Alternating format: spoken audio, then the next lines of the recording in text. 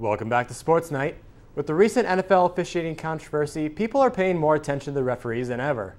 This week, Kyle Palmolea goes inside the numbers with some Wartburg coaches who offered their take on what officials do behind the scenes. It's a thankless job. But someone has to do it. In every game, no matter the sport, there are always calls that coaches, players, and fans will disagree with. Common fans often say, "I could have made that call." But as we recently found out in the NFL, that might not be the case. So what exactly do referees do that is so complicated? To a large degree, the officials are there to administrate the game, and there are a lot of things that happen that don't involve necessarily penalties or judgment and those type of things that make a big difference, and that's just spotting the ball. Sometimes there's different balls being used by different teams, and especially in these non-conference games that we've played in, and so getting the right ball in there.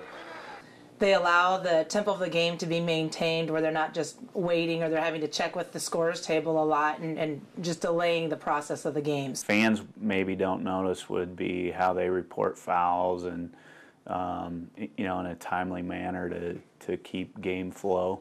All three coaches agreed that the administration of the game was more important than actual calls refs make. That administration can get especially confusing when refs work more than one level of a sport.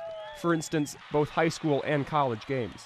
There are differences between this National Federation rules and the NCAA rules that they have to sort out. So one night this happens and they mark it from here like this, and the next day the same thing happens and it's a different administration.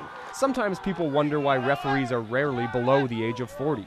The best refs have years of experience, which allows them to build up certain traits that coaches love to see. Confidence, for one. I mean, if they're looking wishy-washy, they're going to be eaten up. And really in volleyball, coaches aren't allowed to complain a whole lot, and we get this a lot. We're told to step off.